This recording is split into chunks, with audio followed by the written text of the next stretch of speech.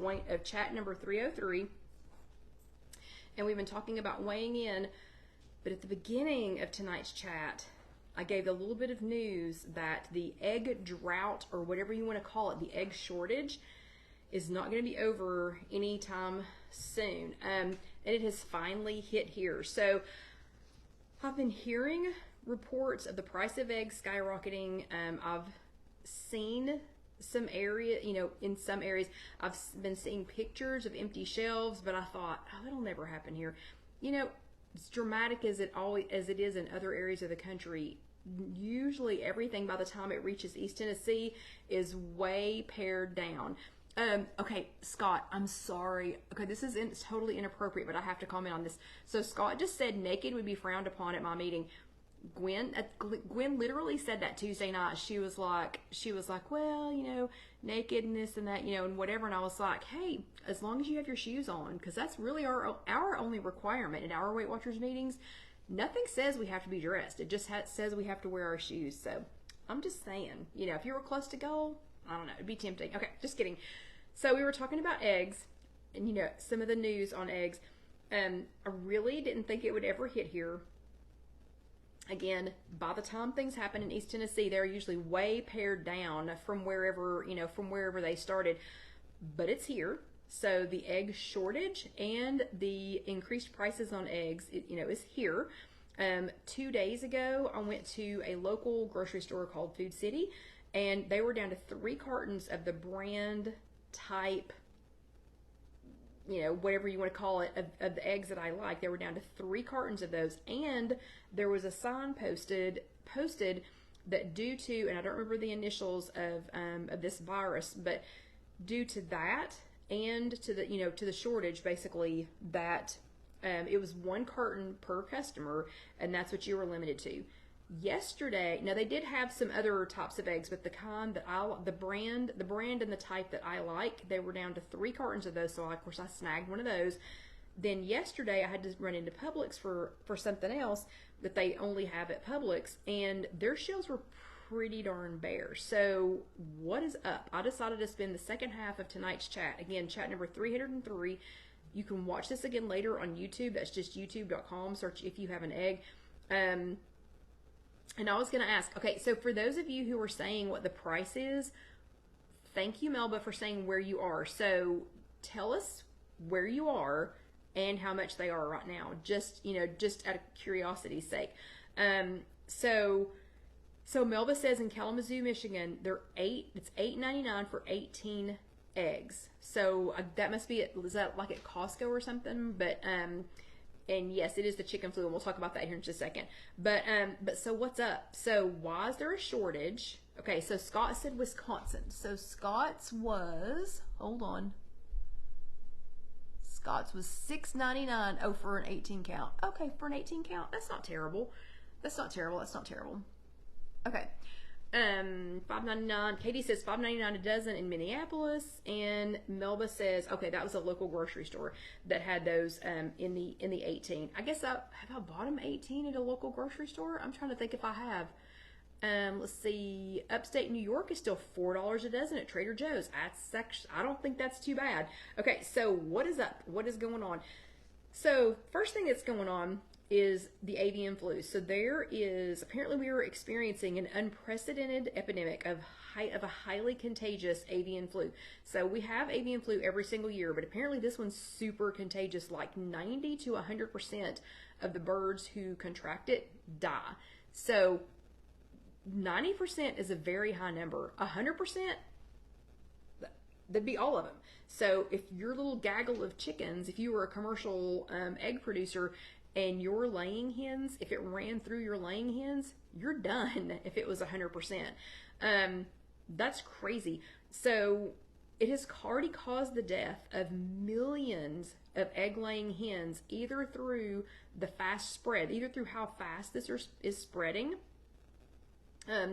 Because again, it's so fast, it's spreading so fast through, groups of chickens that 90 to 100% of them die once it starts, or through preemptive slaughtering in an attempt to get ahead of the virus. So we're not going to go into much detail on that, but there are some commercial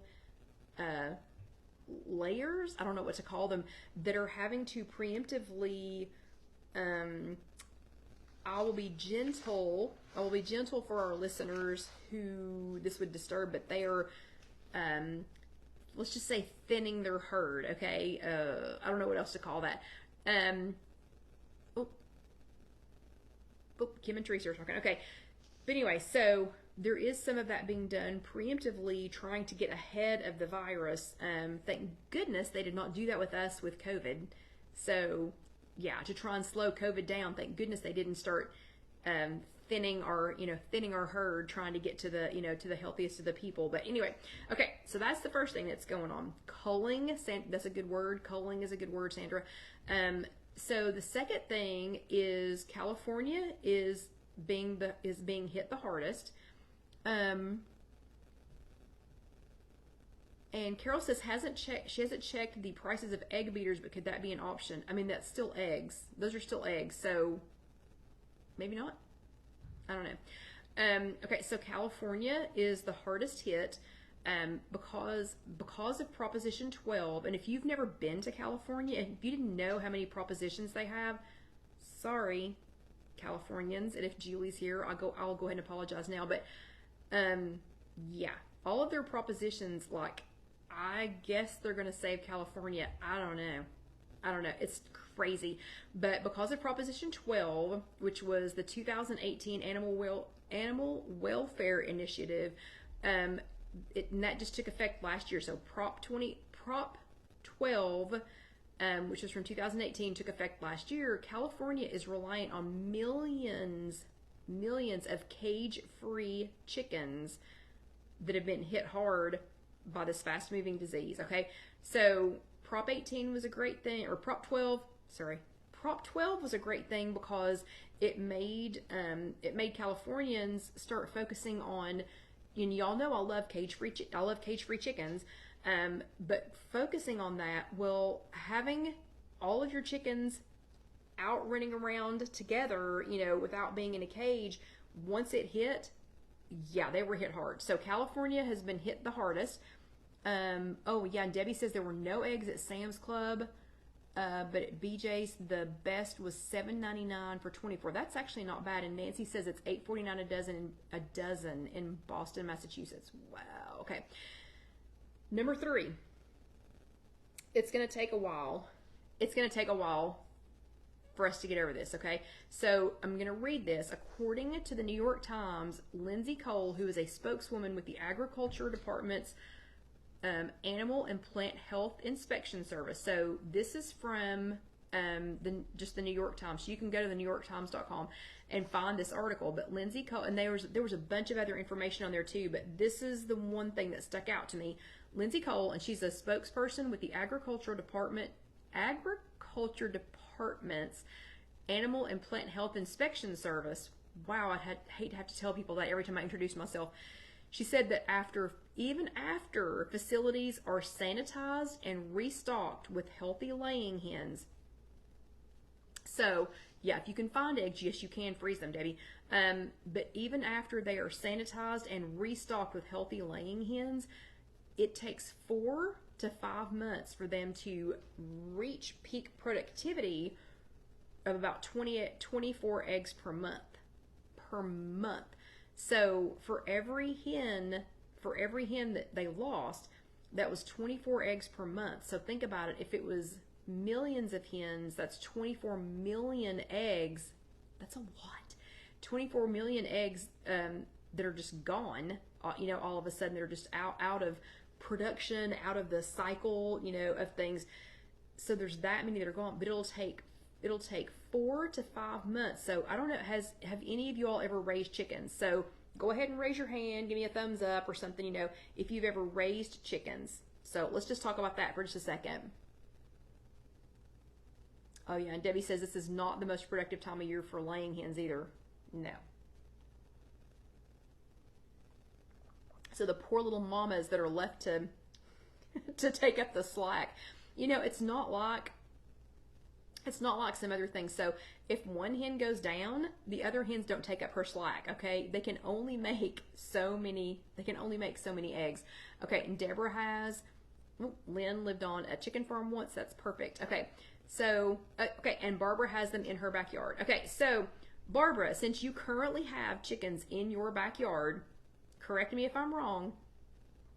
Once the hens start laying, oh wait, hold on a sec, just because I want to try and say this name.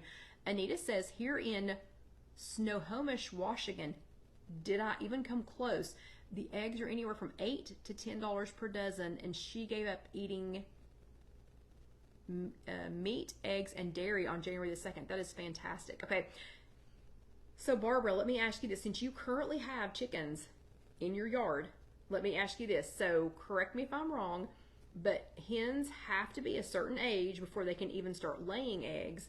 And then once they start, I don't remember how long it is, because it's been a long time since we've had chickens. I grew up on a farm and we had chickens, but I mean, that's been 40 years ago. There's a period of time, even after they start laying them, that they're small, they're not quite right, they're like dinky eggs, you know, whatever.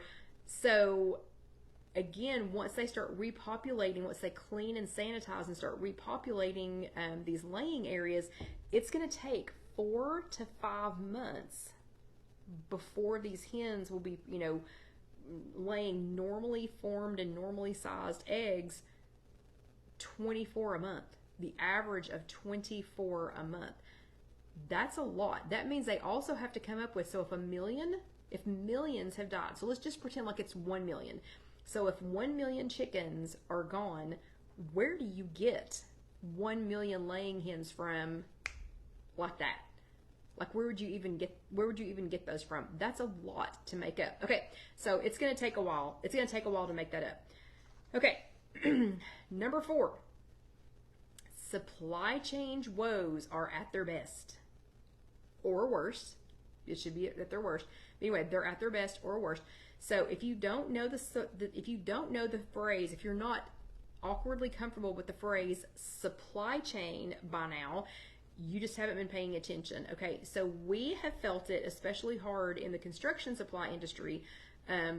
You know, people working on houses, but it doesn't matter because they couldn't get doors, or couldn't get garage doors were a big thing for a while, or couldn't get trusses or lumber, or you couldn't leave the lumber at the job site because people would steal it. Or there for a while, I don't know about y'all, but there for a while 2x4s. Okay, Debbie, you're jumping ahead. Slow down.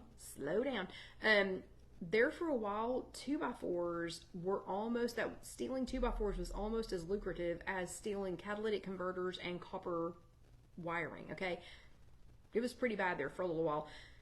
So in the construction industry, supply chain has been a thing for this last year and a half. But the egg shortage and the price hikes, those are also affected by increases in packaging. So there have been price increases in packaging, there have been shortages in packaging, there have been supply chain issues, you know, with packaging. There have been delays with all that kind of stuff. Throw in a little bit, so have an increase in packaging, have an increase in labor, have a lack of workforce. All those things added together, and then, you know, kind of throw in a little bit of inflation, you know, to kind of round that out, and you got yourself a little problem, you know, a little supply chain problem with eggs, and some price increases. Okay, because I'm going to talk kind of fast because I don't think Dusty's going to let us make it the whole 30 minutes. But anyway, he knows John's not here, and I think he's looking for him. He's just like walking around and around and around. Okay, the 5th thing is, we may not have eggs, but we do still have hope. Okay, so here are a few ideas to kind of get you through for the next little bit. And the first thing is raising your own chickens. So maybe you need to be like Barbara, and if you've got some room, if you've got somewhere to raise them, you know, start raising your own chickens. You know, you can go get diddles now. You can go to Rural King, or I don't know what y'all got where you live, but you can go get diddles. You can go get baby laying hens, and in 4 or 5 months, you know, You'd have your own eggs. You would have that's exactly how we started, how we had chickens when I was growing up. My sister was allergic to the things that were being sprayed on, the pesticides and preservatives that were being sprayed on commercially gathered, produced whatever eggs. And so my dad started a little baby chicken ranch inside of our very small farm, just for that reason, because then we knew where the chickens had been. Nothing was sprayed on them. They were seriously, organic. So, okay, so you could, if you've got a spot, you might want to think about it. So call me crazy, but we have a nice spot for it in Casey's backyard, and and I've considered it for for other reasons. So that's one thing, is if you could do it, can maybe consider raising your own chickens.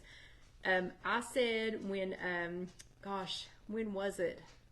When we were going to roll over, when it was Y2K, we were going to go over to the year 2000. Then no, Carol, no, you do not need to pasteurize eggs. No, they're good. They're good to go. Anyway, okay, y'all are jumping ahead. Slow down. Anyway, so it could happen. You could do it. You could have your own chickens. Okay. Or another thing you could do is finding a local supplier at a farmer's market. So maybe you could go to a farmer's market. You could go to a food co-op. Like we have food co-ops here. We have crop shares. I don't know what to call them when it's a chicken, but like we have a CSA here downtown. So we've got a CSA. It's just a crop share. And so you own a part of the garden downtown. There are co-ops for chickens, there are co-ops for beef, there are co-ops for all kinds of things. I don't know if every area, I'm sure, doesn't have them, but if your area has it, you might want to look into something like that. But again, a farmer's market, something local, maybe one of your neighbors. Like there is actually one of Casey's neighbors has chickens. They have chickens that they raise in their yard, and they sell eggs. My friend Bobby used to raise chickens, and her husband Roy was so funny because they would if you brought them egg cartons, they would sell you back eggs. Now they only had so many a week, but they would sell you back eggs. But Roy, because Roy knew that I had trouble hard boiling eggs, he would send back a dozen that were regular eggs, and he would send back a dozen that said HB. And he would go ahead and hard boil them for me. But anyway, you could do something like that. I mean, there's lots of people that sell eggs, so you could try something like that, just, to get yourself through. You might even like them, because I think fresh from the chicken butt eggs, I think those are the best. Okay, so that's one thing. Using egg substitutes is a great idea. So you can use them in baking or in cooking. According to Gemma's Bigger, Bolder Baking, and I'm going to link that in the notes, or Jessica will link that in the notes, that she will be publishing in the next couple of days. But Gemma, it's GEMMAS, Gemma's Bigger, Bolder Baking. She says the most commonly substituted items for eggs while baking are mashed bananas. I'll be right back again. Okay, we're not doing chats from home anymore if John's not here. I'll be right back. And Debbie, what does that say about Joan? Okay. Oh. And when you get to be Dusty's age and you can't get up on the couch by yourself, you got to interrupt Mom's live chat to come put you up. Okay, so Gemma's Bigger, Bolder Baking. These are the most commonly, so in her recipes, these are the most commonly substituted items for eggs in baking: mashed bananas, applesauce, silken tofu. Good to know. I had not considered that in baking. Ground flaxseed mixed with water. Has anybody ever tried mashed bananas? I have definitely tried. Applesauce I have tried. I have not tried, oh Mary, he's not that pitiful.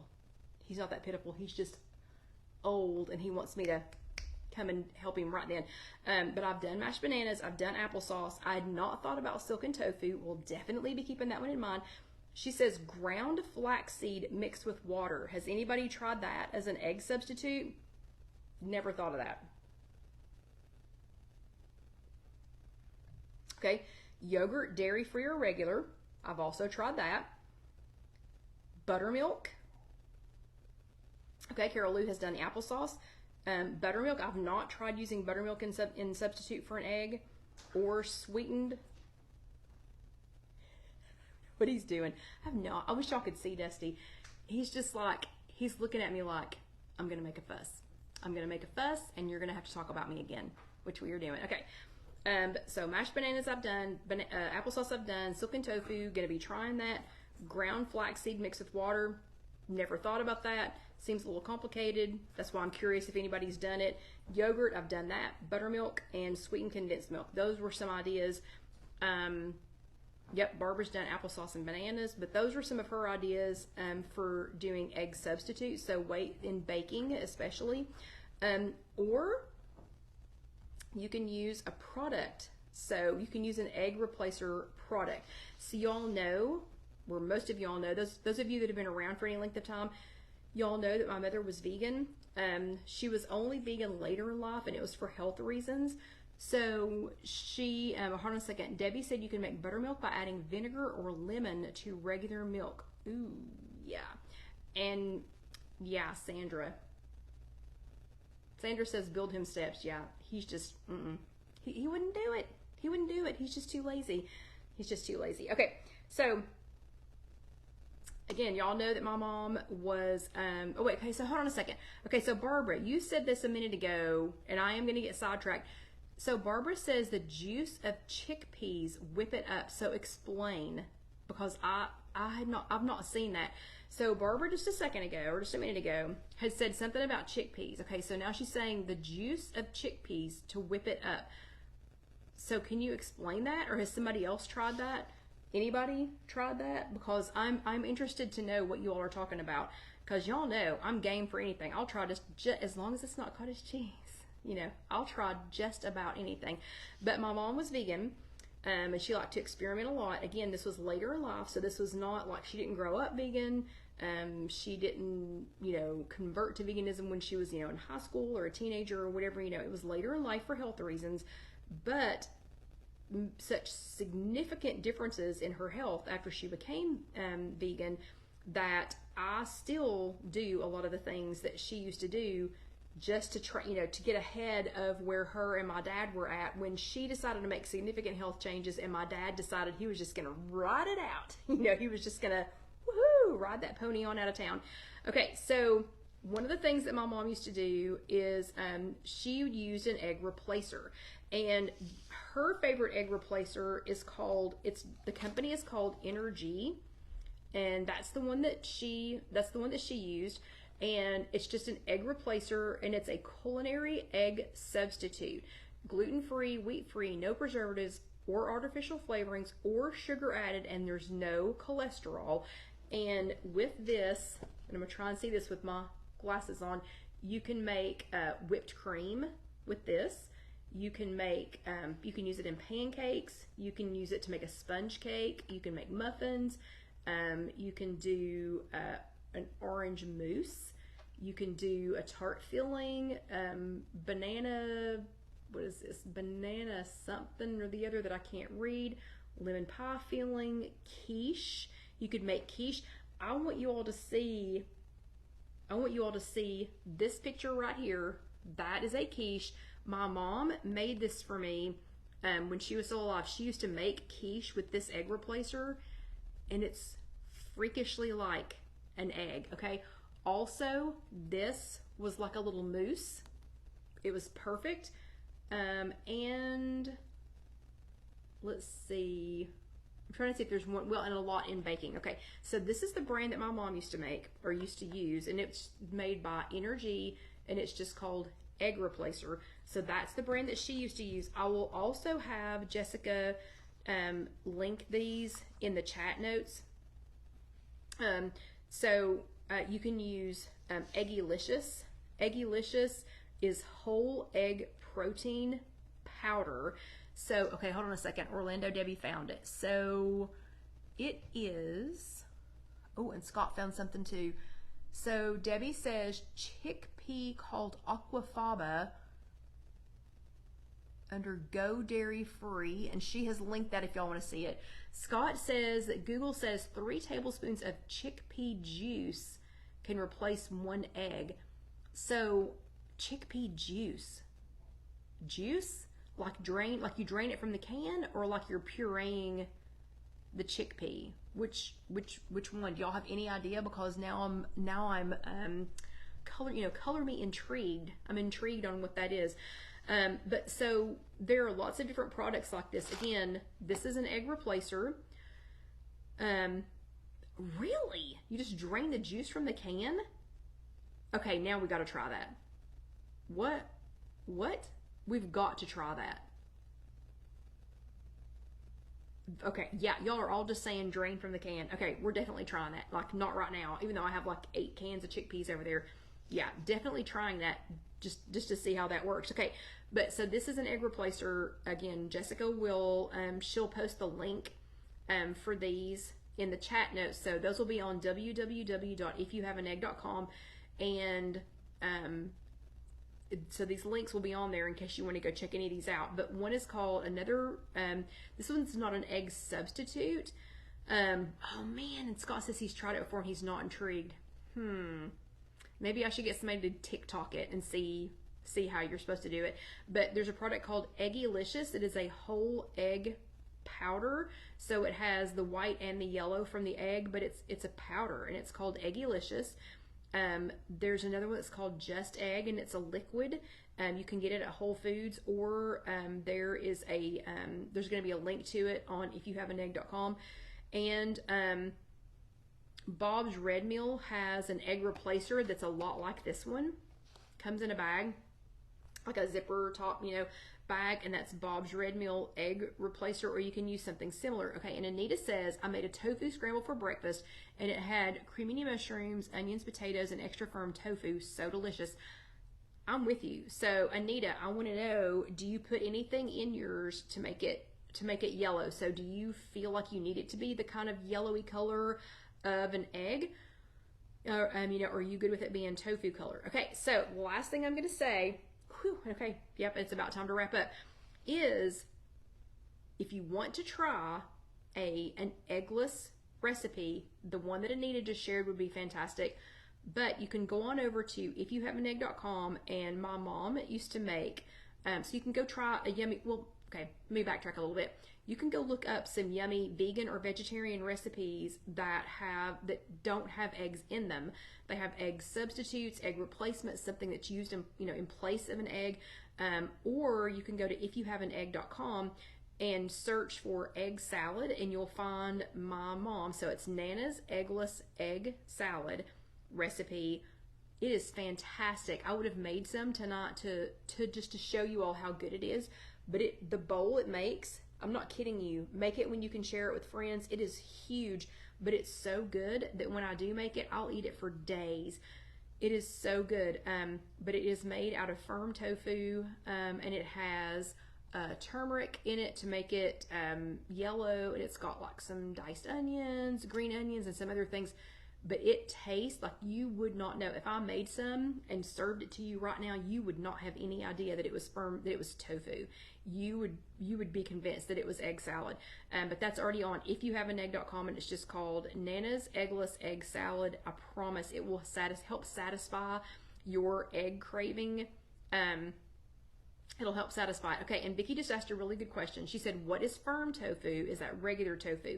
So tofu comes in different firmnesses, and it pretty much has to do with how much water has already been pressed out of it. So there is silken tofu, there's regular tofu, firm tofu, extra firm, and extra firm or extra firm is the best texture for making something like this. And people who are not a fan of tofu maybe have not had it prepared properly. And no, Carol Lou, right now, tofu does not, on the new Weight Watchers program, tofu does not have points unless it has something added to it that has points. So basically it would be like an egg, just an egg doesn't have any points, just some tofu does not have any points, but neither of those would you just eat without doing something to it. So we can go on and on and on. Maybe we'll talk about tofu next week, especially if we have to have the chat here at home again. Anyway, so those are some great ideas for trying to make it through this egg pandemic that we're going through right now. But even if you can't get any eggs, we still have hope, okay? So I know this is called If You Have an Egg, You Have Hope, but even without eggs, y'all still have hope. So thank you all very much again. Thank you for being so patient while we are moving. Again, we're probably 20% of the way done. Probably have about 3.5 weeks left, so you're just gonna have to hang in there with me for 3 to 3.5 weeks because we're gonna be tired by the time it's done. But if you're watching this on YouTube, go ahead and let that next video roll on over. I promise you'll enjoy it. And then don't forget to subscribe, and go ahead and click that little bell. For the rest of you that are just, if you've already subscribed on YouTube and you're just watching it, please go ahead and like it. You wouldn't believe how many people I talk to every week that are like, oh my gosh, I didn't know where to start, or I didn't know how to track it, or I didn't know what nutritional yeast was, or whatever. But I accidentally found your YouTube because somebody had liked it, a few people had liked it, or somebody had shared it or something like that. So it's very important that we share with other people, other like-minded people that are like us. So again, go ahead and let the next video roll over if you're watching this on YouTube. Subscribe, and go ahead and click that little bell. But you all have a fantastic week. Keep praying for us as we move. Yeah, it's rough, especially as old as I am now. I'm getting too old to do this, but y'all have a great week, and I will see you next time. Good night.